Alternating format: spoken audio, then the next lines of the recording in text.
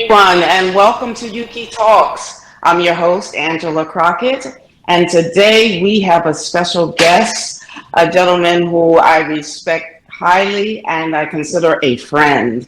His name is Mr. Gene Veno, and Gene is Director of Governmental Affairs and Public Advocacy at the Susquehanna River Basin Commission, and he was also the former Chief Recovery Officer in the Harrisburg School District in Harrisburg, Pennsylvania.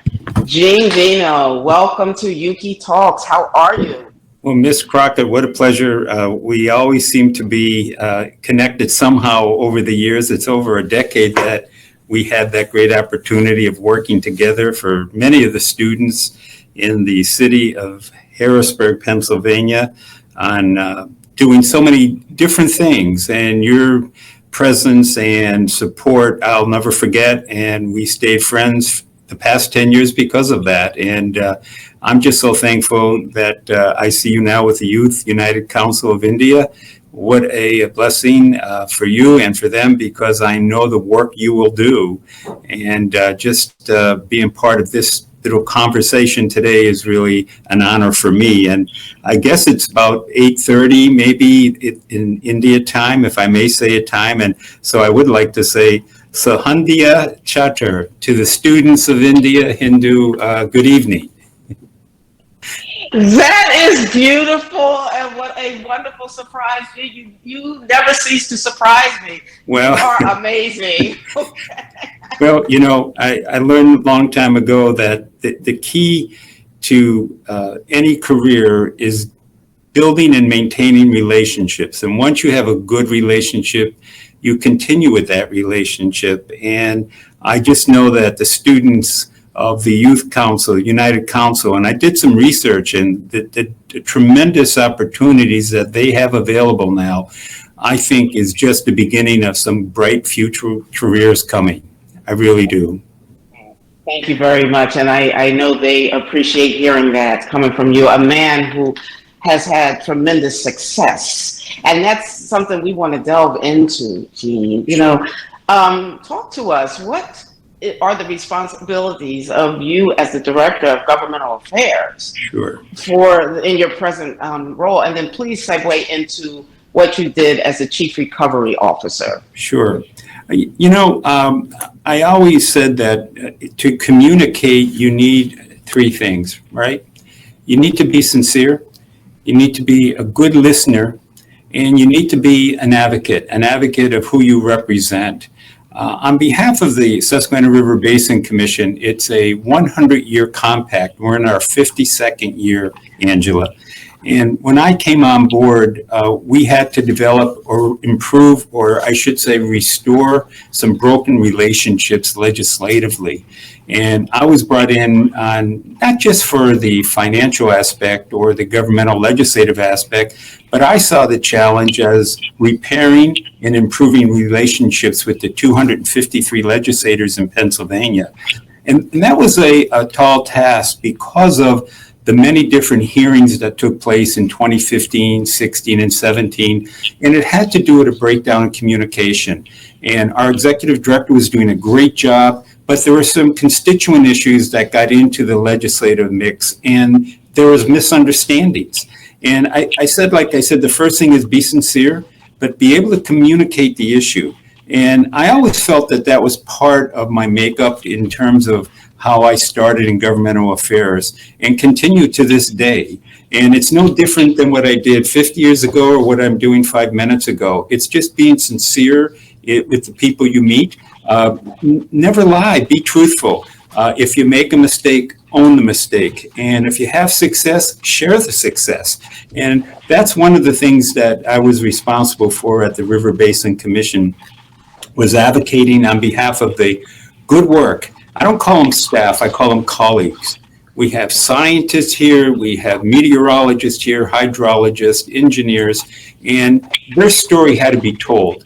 So I looked at my role as being an advocate, if you would, of all of the people that are working here, sharing their success story, sharing the work that they do. And all the students that will see this video and all of the individuals that are supporting the Youth Council. It's so important to raise up everyone in your organization on what they are doing. Honor their successes, share their successes. And one of the other areas that I felt responsible for was the social media and bringing to light what we do here. And these social platforms today are so wonderful. I wish they were around so many years ago. So much more could have been done. But we have an excellent individual in Stacey Hanrahan, who is now, she comes from the media. She was in television broadcasting. She's a meteorologist, and now she's taken over our social media platform. And the work that's getting public, people are starting to see. So I would say to anyone that's able to listen here today, build relationships, maintain those relationships, and advocate on behalf of the Youth United Council of India, advocate on behalf of the success stories of your individual students, those people that partner with you, and those people that come to the table to help. That's what I felt was important for me to do here, was expand those relationships, share them, and tell a story.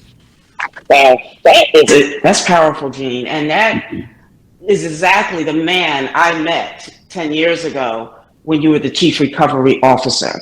That's that passion. That's that love to help young people fulfill their full potential in life. Let's talk about that, Gene. Sure. That time when Harrisburg and the success of that summit that we had, and just everything that falls into the mix with it. Please. Well, Angela, you're so kind. And, my son just said the other day, he said, "Dad, you realize that was 10 years ago?" I said, I never thought of it that way. It was just a part of my life that I felt I was responsible for. And there's an interesting story. I'll start with this. Harrisburg at the time was going through some financial problems with the school district. They were just coming out of a joint venture with the city, where the city of Harrisburg and the school district were joined together as one entity, and it wasn't working well. And they were just coming out of that the school district was going to be becoming a standalone entity again.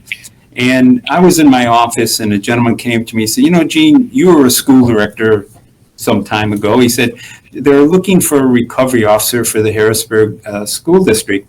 And I said, I'd be more than happy to talk to the Secretary of Education. And I'll never forget the one individual saying to me, but why would you want to do that? I'm saying, well, it's about the children. It's not about me. It's not about the board. It's about the future of these children. And I was in Washington at the time with my family. It was around mid-December, and we were on holiday. And I told the press secretary for the Secretary of Education, any day you want to release the press release, just not today, because I'm in Washington on other business and family matters. And I said, not today. We arrive in Washington, D.C. It's 10 a.m. in the morning, and I get a call from the press secretary for the governor and said, well, we're going live with your announcement that you're going to be the Chief Recovery Officer. I said, so when is this? And they said, today. So I had to immediately fly back, and then the interviews started around December 12th and never stopped. I came back because I knew my responsibility were to the school board, to the superintendent, who to this day, we stay in close contact, Dr. Sybil Knight Burney. Matter of fact, she attended my daughter's wedding, my son's wedding. We stayed in touch. I watched her daughter grow now from a junior high school student to a Penn State student. And I developed a relationship early on. And the first thing I did at that meeting of the board meeting in December was I said to the superintendent and to the school board, I'm not here to become a superintendent. I'm not here to become your chief financial officer. I'm here to work with you. And we have a challenge ahead of us, and it's financial and it's educational. And if we can't put those two together, the future of the city of Harrisburg School District is in peril. And we just connected. And the 9 board members, the superintendent, the administration, a lot of people said, well, this will never happen. And we were responsible for adopting a recovery plan. And that recovery plan had to be done within 120 days to document. And so we had a lot of work to do, and we never wavered from the work we had to do. And I really was honored to be considered. And tremendously honored to be a part of the recovery of the Harrisburg City School District. Oh, phenomenal. And that you did. And Gene, and so we met during that time. You were, I believe, developing a program with a dance instructor. And you were set forth, and I want you to talk about that. Sure. I don't want to talk about that. You were set to go, and then all of a sudden, an idea comes, and me and you are introduced. Well, there is something. One of the things that I also was responsible for was educating myself about the district, but more importantly, sharing what I was learning with the public and the parents. And we created this program called Parents as Partners for the Children in the district, so that we would meet on a monthly basis to talk about the students, the schools, the principals, the programs, just sharing everything. And one idea, I said, I'd love to get a nationally known speaker that would come in and share their stories for the children.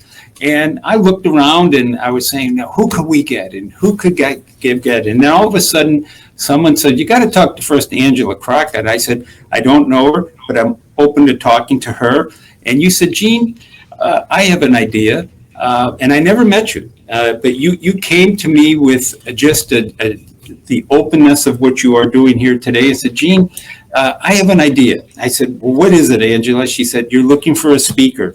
I said, yeah. I said, I don't know what kind of dollars we could afford, but I said, I want someone that's going to make a difference. And first off, Angela, you made the difference because you said to me, well, what about Dr. Martin Luther King III? I said, really? And you said, yes. And I said, let's do it. And boy, the work that you put in to get me introduced to his press office, to get organized, it wasn't just that easy. But once we decided we were going to do it, we had less than 2 weeks to do it. And we filled the auditorium that night with a tremendous speaker, but you also did something else. You said, well, I have another individual that I'd like to bring along. His name is Silk Colzart. I said, the movie actor from White Man Can't Jump? I said, that's one of my all-time favorite movies. And you said, yeah, he's coming too. I said, no kidding. And we packed that form that night, and that was full house. We had tickets. It was no charge. And what an event that night. And if you recall, my daughter, who's an artist, I have to put a plug in for her, Gianna Veno. Go on Instagram to all these young students. Please follow her. She's internationally known. And she did a Martin Luther King painting, and she gave that to Dr. King. And she also did Marvin Gaye painting, and she gave that to Silk. But we also handed out a picture of Martin Luther King Jr. to all of the students that were in the audience that night. And the media covered it. It was fully supported, and it was just a memory that I'll never forget. And because of you, Angela, you brought that together. And if you recall, even the next day, we had another meeting in the morning for students, and the students just loved it. And I want to personally, again, thank you. And I think if we've ever been together more than 4 hours, I think that's the extent of it. So for people that are listening here today, you don't have to have a good friend and be with that friend every day or every week. Once you meet them, they're friends for life, and that is Angela Crockett. Oh my God, you know, and I, of course, I echo those same sentiments, Gene, as well. But you know, it's all about the kids. You know, from what I can remember, been a purpose-driven woman, one who wants to make a difference, and especially when it comes to the youth. And I think that synergy, that was just oozing out of your pores. And that's where the connection came from. Because they say there's a slang, real recognizes real. And I recognize that in you. And still to this day, you know, you exude that. And this is why you are here today. And this is why I couldn't, you know, you had to be one of the guests on YUCI Talks to be able to share what, you know, how you feel about not only what you have done, but what you're still doing in the journey and on that battlefield to make a difference. What was that moment, Gene, if you can go back in time before the Gene Veno that's on Wikipedia, what gave you that desire to want to help these young people? Thank you, Angela. I would have to say it without a doubt. My mother and father played a very important part of my life. And first, my mom would always say, "There's nothing you can't do, Gene." She'd call me Jeannie. And I would say, "Well, Mom," I said, I really appreciate that as a young man growing up. And she said, "You have to help people." She said, "You've been given so many gifts, you got to give back." And my dad, he was a blue collar worker, hard worker. And I always saw him just smiling and talking to people, never complaining. And I still have a picture on my desk here of when I ran for office. But it really goes back. At that time, I saw my dad struggling for a union job.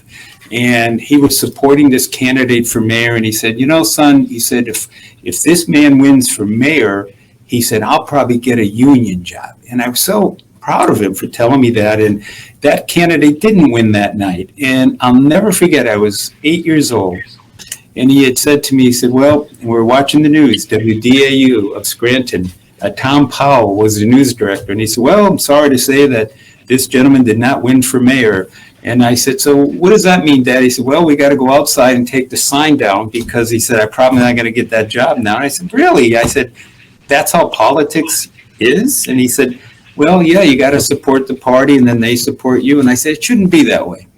I said, "We should all be together, working together, not Republican, not Democrat, not independent." And from that day on, I said, I'm going to run for mayor of Scranton. I was 7 years old, and I got into politics in high school. I was president of my class in junior high, and then I went on to college. And I always wanted to be a part of something and helping people. And I would end up running for mayor of Scranton. I was a school director first. I was a study commissioner as well. And it was all about the people. And it was never about the money because the salary for a mayor was not a lot of money. But I would lose out of 37,000 votes by 575 votes. I was registered as a Republican in a Democratic town. It's on Wikipedia. I can't make that up. But I was honored to run. And I would never run again. I came to Harrisburg and started my career again there. And I'm proud that I had that opportunity in Scranton to serve some of the people at the time that elected me and all of the people that didn't even vote for me. I said, I never met a person that didn't vote for me. And it's still to this day. And it was a great honor to be in Scranton. But now half my life I'm spending here in Harrisburg. Where were you born? Scranton. So you were out in I was born in the city of Scranton. My grandparents had a business. It's still there 102 years later, Caterino and Sons. They don't fix shoes anymore. What they end up doing is orthotics. And it's 102 years that it's been there. I shined shoes there. I fixed shoes there. I cleaned it. I've done everything I could there. And I just enjoyed the city. But after the campaign of 81, that's a long time ago, I ended up becoming the secretary. It's more like the executive director of the Milk Marketing Board. And I came here and I thought I'd only be here in Harrisburg 6 months, but I ended up staying here for almost 38 years. And our children were born here, and we still have good contacts in Scranton. But Harrisburg is now our home the last half of my life, and I never expected that. So for the students here, I know we're talking to students and support. You don't know where your career is going to take you, but if you're dedicated in what your heart and mind tells you, it doesn't matter where you are as long as you're doing the same thing day in and day out. And what I did 50 years ago is what I'm still doing today, helping, advocating, listening, and learning. Yeah, that's and that's extremely important. And in life, and especially when I speak to a lot of young people, I share that life isn't always a bed of roses. There's the hills and valleys and turn left curveballs and things that happen. But you have to know how to forge ahead and stay true to who you are. And as long as you have that goal in mind, that end in mind, no matter, and this is easier said than done, no matter what obstacles you face, you still stay the course. And I believe this is an example of your life and your career. And most of the guests that we have on the show have been able to, life has not always been peaches and cream. Oh, no way. But you know, but you're here today because you were able to stay the course and understand the bottom line and the goal and really why you are here and what really your passion is, Gene. I think once you set your mind to wanting to do something, you know, stay with that. I always wanted to be in politics, governmental affairs. I never really truly was a politician at per se. When I started, I registered as an independent because I didn't know what party. And, you know, today I look at politics and I shudder a lot because it's one-sided, Angela. It is not, you know, working together as people should do. And that part, you know, I really feel saddened because I think there's so much we can accomplish. I look at these pictures on the wall here, and my son always says to me, he said, you know, Dad, those are your kind of your Super Bowl rings. I said, what do you mean, Carlo? And he said, you know, you can't get too many bills passed. And I said, well, I didn't do those. I was part of them. He said, yeah, but they were part of you. And when he said that, I didn't think of it that way. But, you know, there are 3 bills that are, when I say bills, these are bills that became law. And I can say that they're Pennsylvania bills right there that became law over the course of the years. There are 3 different governors in those pictures. But I also have laws that have passed in other states. I had the opportunity of serving another profession in Washington. And there was a group that just did not have the reach of, say, other individuals. And there weren't many licensure laws in the states where they were practicing. And what we were able to do is I traveled to numerous state houses all across the country, meeting with legislators. When I found one thing is everybody wants to help. Everybody wants to be a part of it. I was in Oklahoma, I was in California, Texas, Georgia, Alabama, New York, New Jersey, Ohio, Illinois, you name it. I was there speaking on behalf of this profession. And what we were able to do was get new licensure laws for them. Why do I tell you that? It doesn't make a difference what state you're in.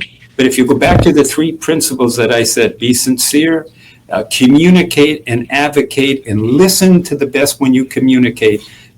Everybody wants to work with you. And I felt very supportive of an organization when I always took on their challenge. I always became part of who they were. And whether it was podiatrists, psychologists, pharmacists, chiropractors, nutritionists, public insurance adjusters, the commission, you become part of who they are. And if you really believe in their cause, you can do much for that profession or individual. Well, you just said something. You were in politics, but you don't consider yourself a politician. No. Break that down for us. Well, you know, going back to my mother, when I was on the school board, it's a non-paying position. You know, it's a 6-year term. You work long hours. You get tremendous amount of information. There was no Twitter. There was no cell phone back then when I was on 1977.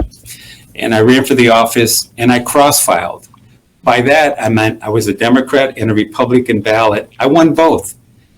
So at that point, I had to make a decision. Am I a Republican or am I a Democrat? I remember the newspaper saying, well, he's now a Democrat and a Republican. And that was unusual back then. And so my mom would say to me, you need to help this person. I'm saying, but they need this. Or so I would have an office. They would come in. I'd sit down and I'd talk with them. And I had limited power, but I could speak on their behalf. And then I realized that's what more people needed. A lot of people did not have the ability to share what their needs are.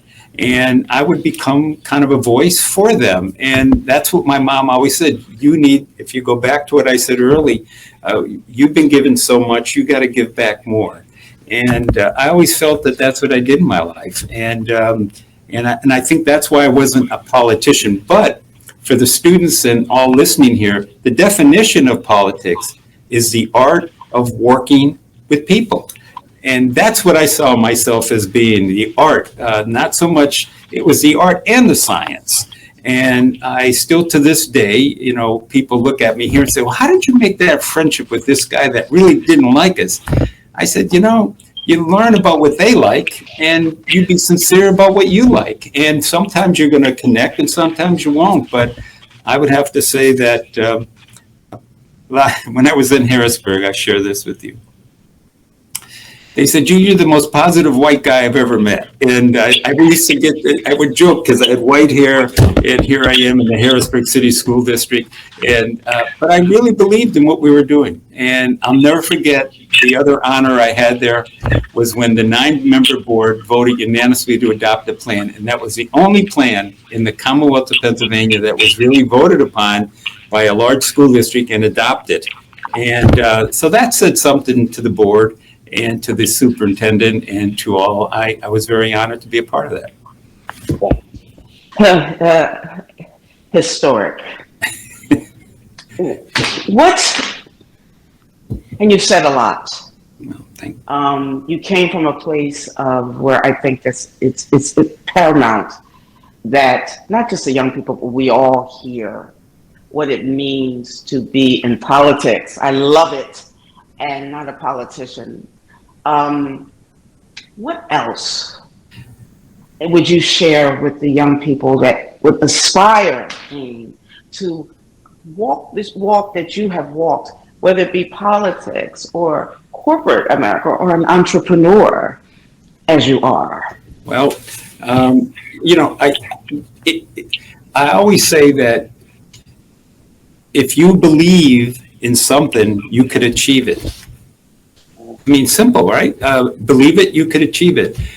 I gave many commencement speeches when I was a school director to the senior graduating class and to that beautiful ceremony on the night of graduation when parents were there and family was there. And I'd get to the stage and here I was a young guy and was 27, 28, and what do they want to hear me talk about? But I would give these speeches that was saying simply to them, and maybe this will impart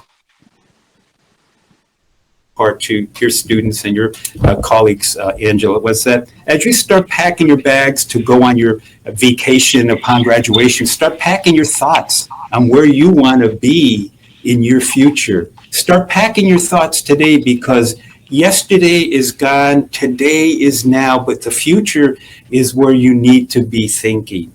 And they would come back to me and say, you know, I didn't think of it that way. I said, well, here you are tonight, celebrate your accomplishment. You graduated. Your parents are happy. You're happy, but don't stop here. This is just now the launching pad to your future. You know, do something you like. Warren Buffett said it best. He said, do something you like and you'll never work a day in your life. I always felt that way. That's why my son says to me, why are you still working? Because I love what I do. You know, you could only golf so many days of the week. You could only take so many vacations. But if you do something you like and impart that to the people you work with, give them that opportunity for future successes and accomplishments, you've done your job. And that's what it's about. And my godchild is Nina, and she was born in Bombay. And I held her at 6 months when she was given to us, and my sister adopted Nina. And now she's she graduated from Temple University, finishing up her master's. What a beautiful young woman she is in medicine. And I'm just so proud that I get to see and be with her because I know the struggle that she had, but she never looked back. She always looked forward, and she always had a warm heart. But what a brilliance she brought to our lives and our family. And I just see in her today what I'm seeing from what you're sharing, Angela, the students, these pictures and the various organizations. I did study your website, and the parents and the professionals that are contributing to YUCA is just tremendous. And so I'm honored today just to be a part of this discussion with you, Angela, and also I get to see again. I think it's another opportunity for us to say hi and all that you've done. But I feel that's where I'm at, and I'm going to continue to do what I have to do because I just like what I'm doing. Awesome. What would you change if you could go back and if there would be one thing you could change about you? What would you change, Gene? But just don't take too much time. You need to focus on your future. If it looks like you said, Angela, difficult, that's okay. Get through it, right? When I lost, I could have said, well, it's over, but I didn't. I just said, I did my best. That's it. We did our best. We had fun. People still talk about it. That's 40 years ago almost, right? 39. And, I'm happy. And, some of these things here I'm just going to share. If you go on our website, right, what is these? These are called PIPs. And they're public information pamphlets. There are so many different pamphlets. Where did this come from? Well, when I was representing the healthcare profession, I said, people don't know what you do, and you need patient information pamphlets. And they said, yeah, that's a good idea. And they just became a tremendous educational source. So when I came to the River Basin Commission, I said, we got to talk about stormwater. We got to talk about macroinvertebrate. We got to talk about hellbender eels. We got to talk about the Susquehannocks. These are the indigenous people of the Susquehanna River. So my point being is there are PIPs, and that's one of the areas that we were able to educate the legislators. And so again, answer to your question, you can go back and try to change everything, but you can go back and reflect of what one thing you'd like to have changed. But in the end, I think it all comes together. It's going to happen no matter what you do. I agree with that 100%, 200%. Gosh, Gene, well, first of all, where can everyone follow you and see what's going on and keep up with what's happening in your life? Well, my son and daughter always say, boy, Dad, you always stayed in touch with technology. I mean,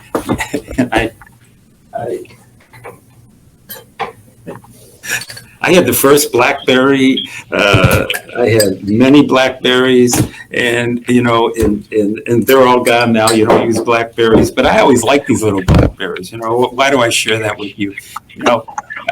I'm old enough to see all the different technology changes. I mean, when I first had this BlackBerry, all you could do was really port it into your desk and think you're important, but all it did was in black and white had your name and phone number, no emails, right?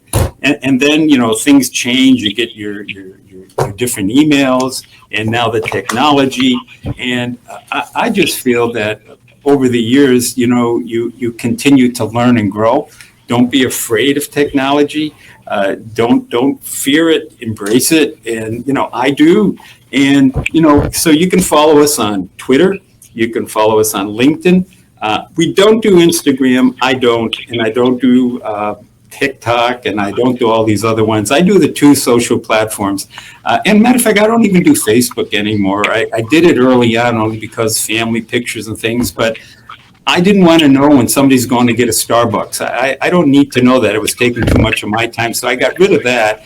But if you go on LinkedIn, LinkedIn it's linked in. You're linking into a platform of people and ideas and businesses and communities.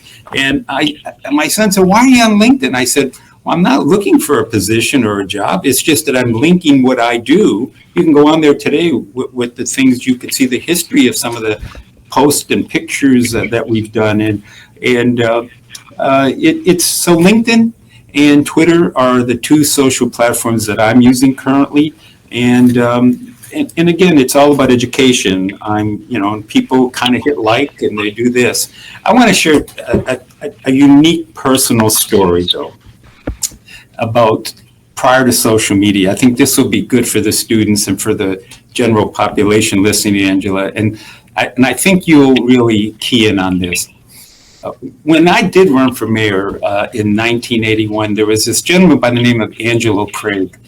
He didn't run in the primary. He became an independent in the general election, and he would end up taking, I think, almost 700 votes. Now, again, I lost by 575 votes, but he took about 700 votes. Who, would those votes gone to me or some, I don't know. That's not the issue. So I'm in Harrisburg 10 years later, and I'm at a program at the Harrisburg Area Community College, and this gentleman that just finished speaking next to me was Angelo Craig Jr. So afterwards, I go up to him and I tap him on the shoulder. I said, any relation to Angelo Craig? He said, yeah, that was my dad. I said, no kidding. I said, well, and then we I probably should have not liked him because I said, well, your dad cost me 700 votes, but we joked and talked about it. I became friends with him, and his wife is vice principal or administrator over Harrisburg High School. And so we stayed friends. And then one other tie where I'm building on this. During COVID, people started walking more. They weren't anywhere in public restaurants. And this gentleman's going up and down the street. And I'm always talking to people. That's who I am. And I said, I want Gene. He said, well, my name's Reggie. I said, I only knew one other Reggie. And his name was Reggie Guy. And I said, and he is from Harrisburg. He said, that's my dad. I said, so here was Reggie Guy Jr. and Angela Craig Jr., two guys that we have now changed from their dads, both have passed away. Now they are my friends to this day. And isn't that something? Isn't that what it's all about? And I bring in Reggie Guy Sr. because he did something for the students. He came to me and said, we got to get this program called SEEK. It's Student Engineering Education for Kids, SEEK, out of Washington, D.C. And it brings together all these professionals that come in on a summer program and teaching these young students about the sciences and the different issues that they should learn about. Because we did learn by the year 2032, there's going to be a brain drain on engineers. So I share that with the students here. Engineering is needed, science is needed, and don't give up on that. But those two gentlemen today are still my best friends, but I had the pleasure and honor of knowing their dads. And that's what life's about, and continue it on, paying it forward, knowing the friendships. Paying it forward. Fabulous, fabulous advice. Gene, I cannot thank you enough for your time and for you sharing your story and inspiration with our listeners. It truly is touching, and my prayer is it not only will touch, but it will motivate and empower and transform the lives of anyone that is listening, because it was awesome hearing your perspective on life. Well, and that politics versus politician, I love that. If we could only do that today globally, there's so much that can be done. We're all the same. We all want the same. We all want our families to be successful. We all want peace. We all want love and happiness. And, nobody needs to be number one. We could all be number one if we work together. And I'll end on this note. I gave this at it was my college commencement exercise. I spoke, you are one, but you're only one. You can't do everything, but you can do some things. What you can do, you ought to do. And by the grace of God, you will do. It's been a pleasure, Angela. Feel free to write to me on LinkedIn, follow me on Twitter, any of the students. And I'm there from India to Harrisburg University. It's an international program. It's been a pleasure. God bless. Thank you. And it's been And everyone, there you have it. What an awesome conversation with Gene Veno. I too have learned a lot and truly inspired even more, because even in this role that I'm playing now, I never saw myself in the role as a host of any type of podcast, videocast, or any type of show. But when it comes to being used to move the world forward and helping young people see something of value, I'm all in. And for that, I was on board with this. So everyone, again, I thank you so much for tuning in with us today. I hope you enjoyed the show. And as always, create a fabulous week for yourself. Ciao. Bye-bye.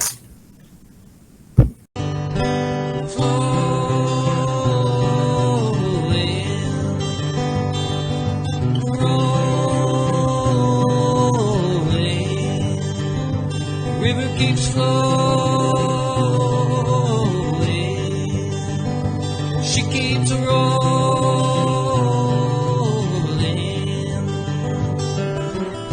And she can be angry, and she can be strong. She said her water's trembling through our cities and right on through our towns.